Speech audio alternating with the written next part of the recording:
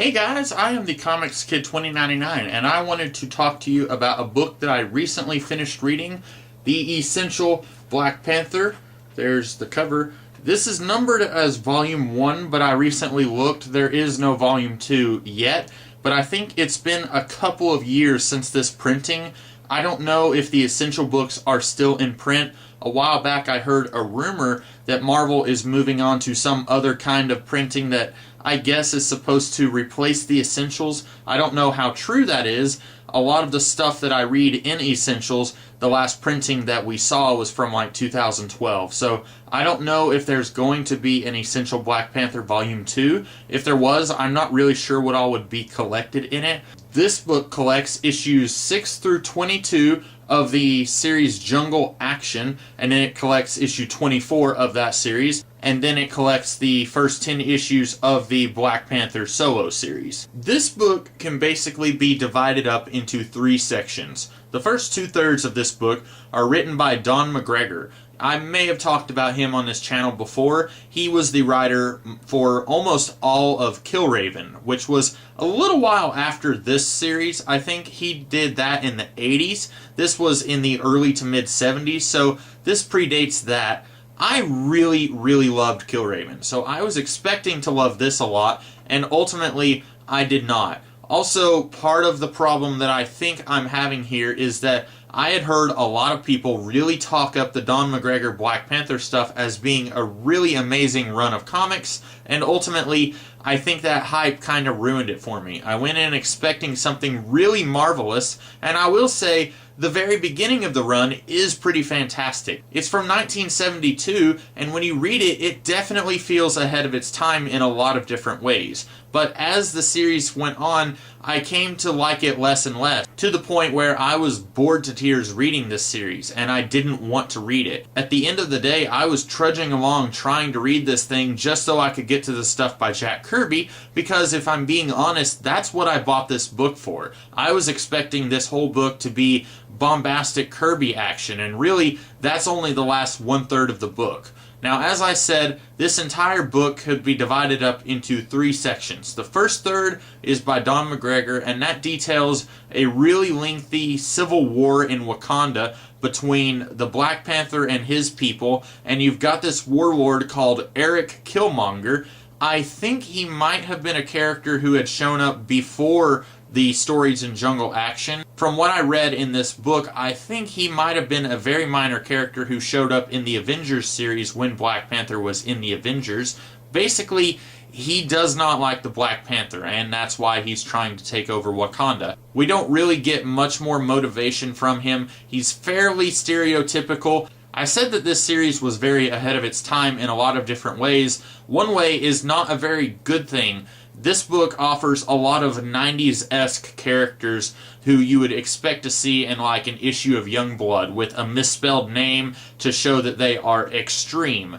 Eric Killmonger, his name is misspelled. A couple of his henchmen, like Cadaver with a K and Venom with like 3 M's, those characters are characters I would expect to see in like an issue of Youngblood, like I said, or something from the 1990s, where these characters really don't have much personality beyond being extreme. And the only character in this book who I feel actually has a little bit of character is the character of Venom. The rest of these guys, they're mostly just bad guys for the sake of being bad, and I really don't feel like I understand what they are doing. And yes, I get it. In the real world, you've got people who are warlords and they take over countries and stuff, and greed is a motivation that motivates people. Ultimately, I really feel like that's not enough to make me want to care about this conflict or it being won. At the end of the day, I feel like you've just got white hats and black hats. There really is no complexity going on in this Civil War storyline.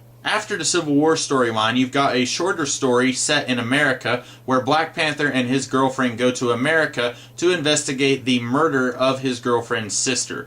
This storyline is the shortest in the entire book. It doesn't last very long at all, and it even ends on a cliffhanger. The last issue by Don McGregor, we still don't know who murdered Monica's sister. We still don't know a whole lot of anything about the Dragon Circle, which is basically kind of like the Ku Klux Klan, except that there are non-white people in this organization. They make a point of mentioning that. We still don't know a whole lot about the Dragon Circle or why Monica's sister Angela was murdered.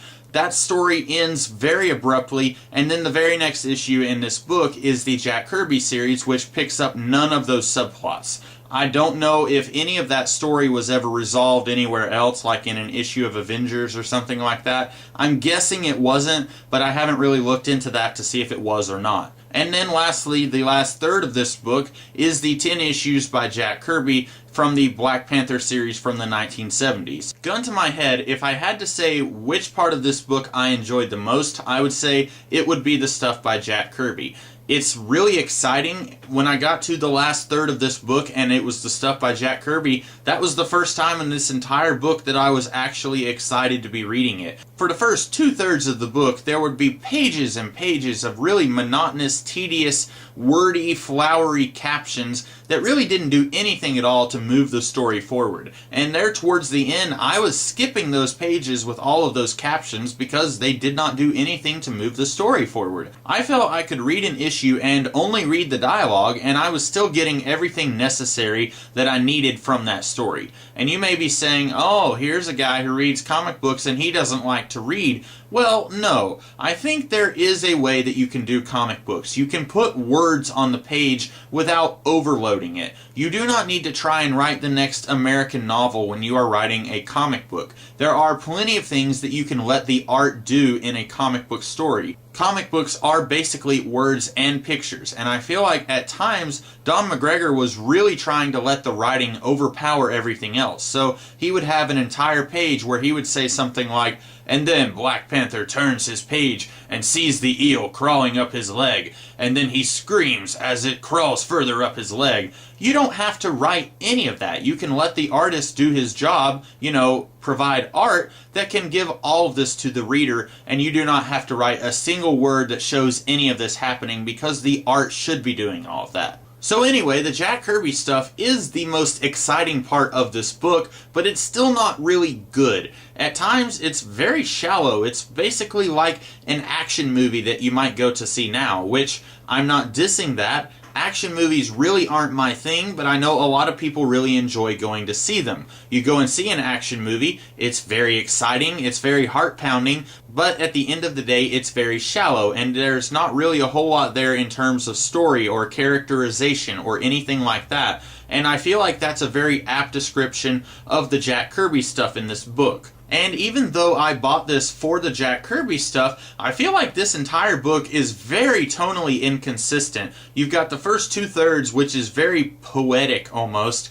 and if that's your thing, then 2/3 of this book is going to be something that you would really enjoy. And then for the last third of this book, you've got aliens from the future, and you've got time travel machines from King Solomon's mines, and you've got all of this really wacky, zany stuff that feels really out of place when you've been reading about the Ku Klux Klan and an African Civil War for almost 20 issues. And sure, in the Don McGregor stuff, you might have a mutant who could control your mind, or somebody who had pet snakes who obeyed his command, or an army of dinosaurs who would invade the Black Panther's territory. But ultimately, none of that ever felt really exciting, and none of it ever felt as bombastic and colorful as the stuff that we get in the Jack Kirby stuff. And that's really what makes me feel like saying this entire book is very inconsistent as far as tone is concerned. Ultimately, I'm going to have to say that this book is not something that I would recommend that you read. It is not a very good book all around. The first 2/3 of this book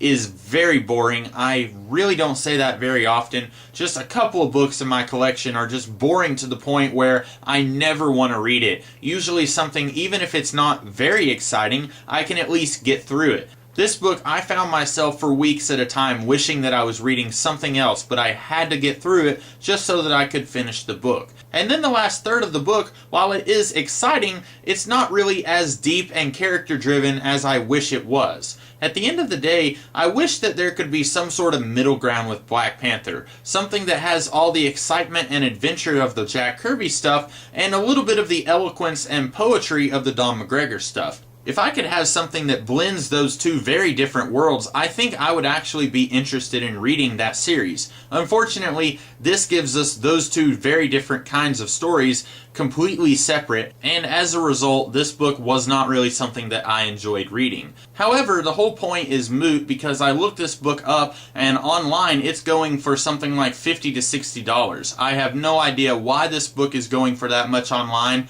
I'm assuming it's out of print. I only bought this at my comic book shop last year, so if you have a big comic book shop that's stocked with a lot of stuff, maybe you'll be able to find it if you are interested in finding this book and reading it. However, I strongly suggest that you do not do that, because this book was really not something that I would encourage anyone to read. And so, that's about all I have to say. I hope you guys enjoyed this review. I hope that you found it helpful. If you did, be sure to like, share, comment, and subscribe, and come back tomorrow for an entirely different kind of video. Until then, I'll see you guys later. Have a great day.